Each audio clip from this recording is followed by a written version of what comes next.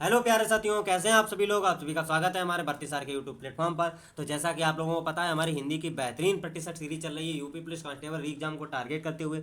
तो उसी का आज प्रैक्टिस सेट नंबर 19 पर हम लोग पहुंच चुके हैं। तो जिन्होंने प्रीवियस लेक्चर हमारे नहीं देखे वो हमारे प्लेलिस्ट को फॉलो कर सकते हैं। अगर सेशन अच्छा लगे तो लाइक एंड कमेंट करके जरूर बताना और ज़्यादा से ज़्यादा बच्चों को शेयर करें, ठीक है। तो बिना किसी देरी आज का सेशन स्टार्ट करते हैं। तो आज का क्वेश्चन नंबर 1, मैंने अपना घर मटमैले रंग का रंगवाया है। इसमें मटमैला शब्द जो है वो क्या है। तो इसका राइट आंसर हो जाएगा ऑप्शन नंबर फर्स्ट, विशेषण। मटमैला जो है एक गुणवाचक विशेषण का उदाहरण है, गुणवाचक। ठीक है, नेक्स्ट क्वेश्चन की तरफ चलते हैं। क्वेश्चन नंबर 2, निम्न शब्दों में से अशुद्ध शब्द को पहचानिए। ठीक है, तो इसका राइट आंसर हो जाएगा ऑप्शन नंबर फर्स्ट, रचिता। ये शब्द अशुद्ध है। इसका शुद्ध रूप होता है रचिता।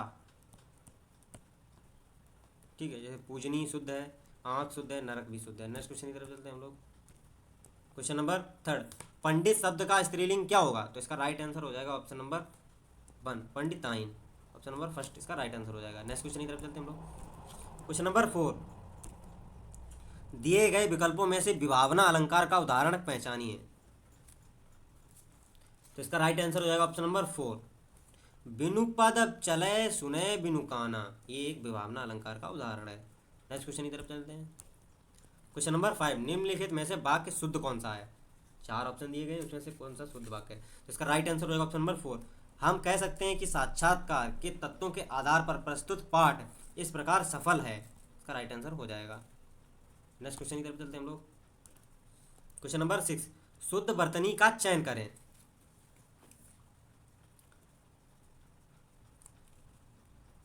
इसका राइट आंसर हो जाएगा ऑप्शन नंबर 3, उत्तरदायित्व। ये शुद्ध वर्तनी है। ठीक है, नेक्स्ट क्वेश्चन की तरफ चलते हैं हम लोग। क्वेश्चन नंबर 7, रात्रि का पर्याय नहीं है, यामिनी, रजनी, निशा, सजनी। तो इसका राइट आंसर हो जाएगा ऑप्शन नंबर 4, सजनी यात्री का पर्याय नहीं। यामिनी, रजनी, निशा ये तीनों ही रात्रि के पर्यायवाची। ठीक है, नेक्स्ट क्वेश्चन की तरफ चलते हैं हम लोग।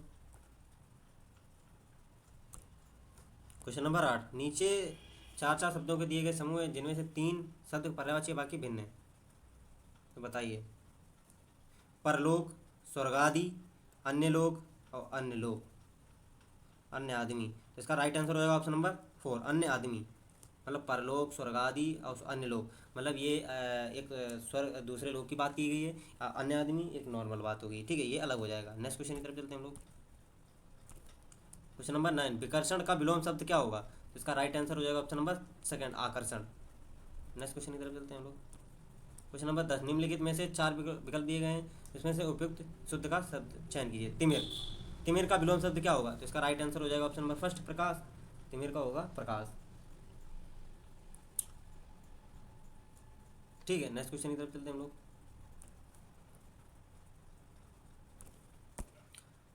क्वेश्चन नंबर 11, जिसका विभाजन न किया जा सके। तो इसका राइट आंसर हो जाएगा ऑप्शन नंबर 2, अविभाज्य। और जिसका खंडन न किया जा सके वो अखंडित होता है। ठीक है, और जिसे विभक्त न किया जा सके वो अविभक्त होता है। नेक्स्ट क्वेश्चन की तरफ चलते हैं हम लोग। क्वेश्चन नंबर 12, किस क्रमांक में अंतस्थ व्यंजन है। तो इसका राइट आंसर हो जाएगा ऑप्शन नंबर 4, य, व, र, ल। ये सारे अंतस्थ व्यंजन हैं। ठीक, नेक्स्ट क्वेश्चन की तरफ चलते हैं हम लोग। क्वेश्चन नंबर 13, अंशुमाली में कौन सा समास है। ठीक है, तो इसका राइट आंसर हो जाएगा ऑप्शन नंबर 2, बहुब्री। अंशुमाली में बहुब्री समास है। अंशुमाली क्योंकि सूर्य का पर्यायवाची है, इस वजह से ये तीसरे पर्सन की ओर इशारा करता है। इस वजह से बहुब्री समास का उदाहरण है। नेक्स्ट क्वेश्चन की तरफ चलते हैं हम लोग। क्वेश्चन नंबर 14, किस वाक्य में अकर्मक क्रिया है। ठीक है, तो इसका राइट आंसर हो जाएगा ऑप्शन नंबर फर्स्ट, ठूंठ खड़ा है। पता नहीं क्या है क्या नहीं, तो ये अकर्मक है। कुछ मतलब कंफर्म ही नहीं हो रहा। जैसे हम सिनेमा देखते हैं, क्या देखते हैं, कुछ ना कुछ सिनेमा देखते हैं। मोहन पानी पी रहा है, क्या पी रहा है, कुछ ना कुछ तो पी रहा है, पानी पी रहा है। रजनी ने गीत गाया, क्या गाया, गीत गाया। मतलब क्या से जिसका जवाब मिल जाए वो सकर्मक क्रिया होती है, और जिससे क्या का जवाब ना मिले वो अकर्मक क्रिया होती है। ठीक है, नेक्स्ट क्वेश्चन की तरफ चलते हैं।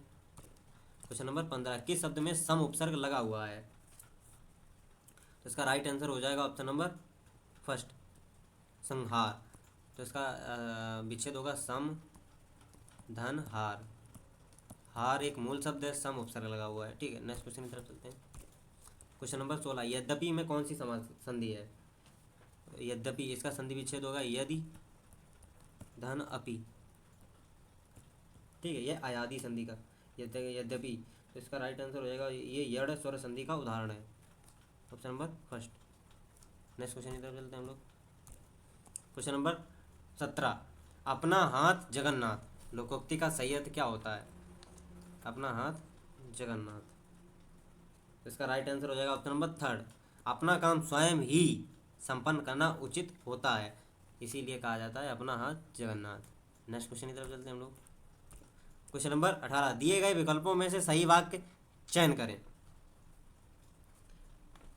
तो इसका राइट आंसर हो जाएगा ऑप्शन नंबर फर्स्ट, तलवार एक उपयोगी शस्त्र है, ठीक है। नेक्स्ट क्वेश्चन की तरफ चलते हैं हम लोग। क्वेश्चन नंबर 19, इनमें से कौन सा तत्सम नहीं है? मतलब 4 शब्द दिए गए हैं, इनमें से कौन सा तत्सम नहीं है? दधि, ये भी है, उष्ट, ये भी है, श्रृंगार, चच्चू, चच्चू भी है। श्रृंगार नहीं होता है, ऑप्शन नंबर थर्ड, ये होता है श्रृंगार, श्रृंगार, ये तत्सम शब्द है, ये तद्भव शब्द दिया था यहाँ, ठीक है। नेक्स्ट क्वेश्चन की तरफ चलते हैं हम लोग। क्वेश्चन नंबर 20, निम्न विकल्पों में पुल्लिंग शब्द कौन सा है? राशि होती है, चील होती है, पक्षी होती है, कुर्सी नहीं, पक्षी होता है, ये ही पुल्लिंग शब्द है, ऑप्शन नंबर सेकंड, इसका राइट आंसर हो जाएगा, कुर्सी होती है, ठीक है। ये बाद बाकी तीनों स्त्रीलिंग शब्द है। नेक्स्ट क्वेश्चन की तरफ चलते हैं। क्वेश्चन नंबर 21, अमृत और विष किसकी रचना है? अमृत और विष विख्यात साहित्यकार अमृतलाल नागर की रचना है, ऑप्शन नंबर फर्स्ट, इसका राइट आंसर हो जाएगा, ठीक है। अब इन्होंने 1967 में इसी कृति के लिए साहित्य अकादमी पुरस्कार जीता था, इन्हें मिला था 1967 में अमृत और विष के लिए इनको साहित्य अकादमी पुरस्कार दिया गया था, ठीक है। नेक्स्ट क्वेश्चन की तरफ चलते हैं हम लोग। क्वेश्चन नंबर 22, 3 बेर खाती थी वे 3 बेर खाती थी, प्रयुक्त में अलंकार कौन सा है? ठीक है, मतलब 3 बेर खाती थी और 3 बेर खाती थी, इसका राइट आंसर होगा ऑप्शन नंबर 4, श्लेष अलंकार। मतलब यहाँ 3 बेर का मतलब है 3, और यहाँ 3 बेर का मतलब है 3 टाइम, मतलब ये समझ लीजिए सुबह दोपहर शाम 3 बेर खाती थी, बेर का मतलब है 3, 3 बेर, और 3 बेर, इस बेर का मतलब है 3 टाइम, मतलब सुबह सुबह शाम दोपहर शाम, जैसे दवाई नहीं लेते हैं तो उसी का 3 बेर खाती थी 3 बेर खाती थी, इस वजह से इसका श्लेष अलंकार हो गया। मतलब श्लेष अलंकार अर्थ चिपका हुआ होता है, अर्थात एक शब्द के 2 या 2 से अधिक अर्थ निकलते हैं श्लेष अलंकार में, जैसे बेर का यहाँ पे अलग है यहाँ पे अलग है, तो इसी का मतलब श्लेष अलंकार हो गया। नेक्स्ट क्वेश्चन की तरफ चलते हैं हम लोग। क्वेश्चन नंबर 23, किसी की का पाकर उसके प्रति का भाव प्रकट करना आवश्यक है, दिए गए विकल्प में सही उपयुक्त रिक्त स्थान का पूर्ति कीजिए। मतलब किसी के भाव प्रकट करना आवश्यक है, तो इसका राइट आंसर हो जाएगा ऑप्शन नंबर 2, सहायता और कृतज्ञता। मतलब किसी की सहायता पाकर उसके प्रति कृतज्ञता का भाव प्रकट करना आवश्यक है, ठीक है। नेक्स्ट क्वेश्चन की तरफ चलते हैं। क्वेश्चन नंबर 24, निम्न विकल्पों में पुल्लिंग शब्द कौन सा है? सेना होती है, ये स्त्रीलिंग है, मणि, धरती होती है, कुटुंब, मणि भी होती है, ये भी स्त्रीलिंग है, ये कुटुंब होता है, तो इसका राइट आंसर हो जाएगा ऑप्शन नंबर 4। नेक्स्ट क्वेश्चन की तरफ चलते हैं हम लोग। क्वेश्चन नंबर 25, दिए गए विकल्पों में से कौन सा विकल्प प्रत्यक्ष का समानार्थी शब्द है? इसका राइट आंसर हो जाएगा ऑप्शन नंबर सेकंड, प्रत्यक्ष का समानार्थी शब्द होता है साक्षात, मतलब कोई चीज़ बिल्कुल सामने आपके प्रत्यक्ष दिख रही है, और इसका विलोम शब्द होगा अप्रत्यक्ष, ठीक है, जो मतलब अदृश्य है, आपको दिख नहीं रही है, ठीक है। नेक्स्ट क्वेश्चन की तरफ चलते हैं हम लोग। क्वेश्चन नंबर 26, इन वाक्यों का सही क्रम में लगाइए। रावण तो सिर्फ रावण है, रावण दुनिया में इस नाम का दूसरा कोई व्यक्ति नहीं है, राजाधिकार लंकापति, राजाधिराज लंकापति, महाराज रावण को दशानन भी कहते हैं, राम तो बहुत मिल जाएंगे लेकिन रावण नहीं मिलेंगे, ठीक है। तो इसका राइट आंसर हो जाएगा ऑप्शन नंबर 4, BADC, ठीक है। तो इस प्रकार लगेगा, मतलब रावण दुनिया में इस नाम का दूसरा कोई व्यक्ति नहीं है, रावण तो सिर्फ रावण है, फिर राम तो बहुत मिल जाएंगे लेकिन रावण नहीं मिलेगा, ठीक है, और राजा धीराज लंकापति, महाराज रावण को दशानन भी कहते हैं। नेक्स्ट क्वेश्चन की तरफ चलते हैं हम लोग। क्वेश्चन नंबर 27, मोटा शब्द का स्त्रीलिंग क्या होगा, मतलब अन्य लिंग क्या होगा, ठीक है। तो इसका राइट आंसर हो जाएगा ऑप्शन नंबर सेकंड, मोटा का मोटी हो जाएगा। नेक्स्ट क्वेश्चन की तरफ चलते हैं हम लोग। क्वेश्चन नंबर 28, किस रस का स्थायी भाव निर्वेद होता है? इसका राइट आंसर हो जाएगा ऑप्शन नंबर सेकंड, शांत रस का स्थायी भाव निर्वेद होता है, ठीक है। नेक्स्ट क्वेश्चन की तरफ चलते हैं हम लोग।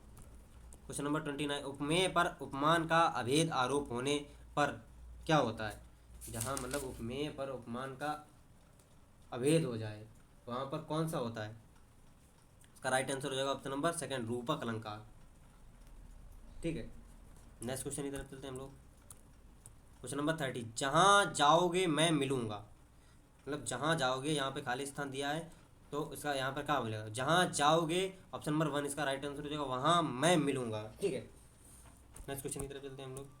Question number 31, doctor Ram Kumar Verma किसके लिए प्रसिद्ध है?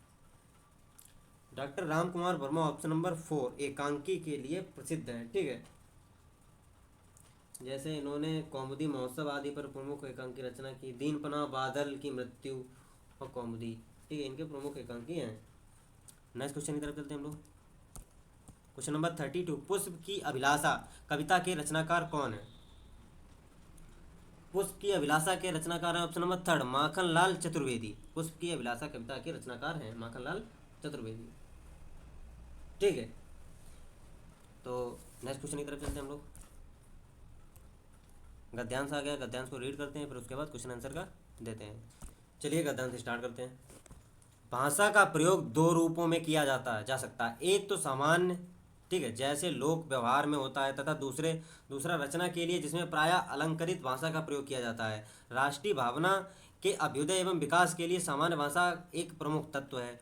मानव समुदाय अपनी संवेदनाओं, भावनाओं एवं विचारों की अभिव्यक्ति हेतु भाषा का साधन अपरिहार्य अपनाता है। इसके अतिरिक्त उसके पास कोई अन्य विकल्प नहीं है। दिव्य ईश्वरीय आनंद भूति के संबंध में भले ही कबीर ने गूंगे केरी सकरा उक्ति का प्रयोग किया था, ठीक है, पर इससे उनका लक्ष्य शब्द रूप भाषा के महत्व को नकारना नहीं था। प्रत्यु उन्होंने अब भाषा को बहता नीर कह कर भाषा की गरिमा प्रतिपादित की थी। विद्वानों की मान्यता है कि भाषा तत्व राष्ट्र हित के लिए अति आवश्यक है। ठीक है, जिस प्रकार किसी एक राष्ट्र के भूभाग की भौगोलिक विविधताएं तथा उसके पर्वत, सागर, सरिताओं आदि की बाधाएं, ठीक है, उस राष्ट्र के निवासियों के परस्पर मिलने जुलने में अवरोध सिद्ध हो सकती हैं, उसी प्रकार भाषागत विभिन्नता से भी उनके पारंपरिक संबंधों में निर्वाधता नहीं रह पाती। आधुनिक विज्ञान युग में यातायात एवं संचार के साधनों की प्रगति से भौगोलिक बाधाएं अब पहले की तरह बाधित नहीं करती हैं।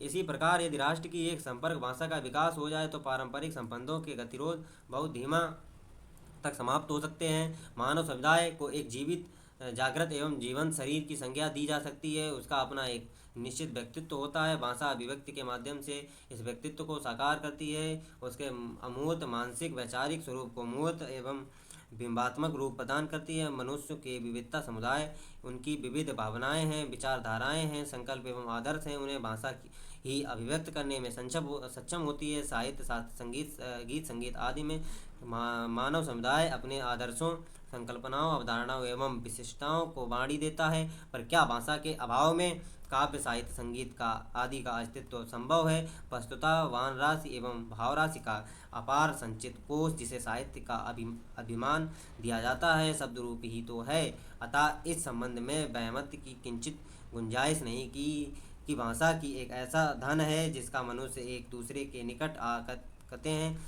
उनमें परस्पर घनिष्ठता स्थापित हो सकती है। मतलब यही कारण है कि एक भाषा का प्रयोग दो रूप में किया जा सकता है। सामान्य, जैसे लोक व्यवहार में होता है, समझने वाले लोग परस्पर एकानुभूत रखने हैं, उनके विचार में ऐक्य रहता है, तथा अंतः राष्ट्र भावना के विकास के लिए भाषा तत्व आवश्यक है। ठीक है, तो क्वेश्चन आंसर डिस्कस करते हैं हम लोग। क्वेश्चन नंबर 33, उपयुक्त अनुच्छेद का सर्वाधिक उपयुक्त शीर्षक क्या है? तो ऑप्शन नंबर इसका फर्स्ट राइट आंसर हो जाएगा, राष्ट्रीयता और भाषा तत्व। नेक्स्ट क्वेश्चन की तरफ चलते हैं हम लोग। क्वेश्चन नंबर 34, मानव के पास अपने भावों, विचारों, आदर्श आदि को सुरक्षित रखने के सशक्त माध्यम है। इसका राइट आंसर हो जाएगा ऑप्शन नंबर सेकंड, साहित्य और कला। नेक्स्ट क्वेश्चन की तरफ चलते हैं हम लोग। क्वेश्चन नंबर 35, भाषा बहता नीर है, नीर से आशय है, तो इसका राइट आंसर हो जाएगा ऑप्शन नंबर थर्ड, सरल प्रवाहमयी भाषा। ठीक है, नेक्स्ट क्वेश्चन की तरफ चलते हैं हम लोग। क्वेश्चन नंबर 36, राष्ट्रीय भावना के विकास के लिए भाषा तत्व आवश्यक है, क्योंकि ऑप्शन नंबर 4 इसका राइट आंसर हुआ है, मानव समुदाय में एकानुभूति और विचार ऐक्य का साधन है। ठीक है, नेक्स्ट क्वेश्चन की तरफ चलते हैं हम लोग।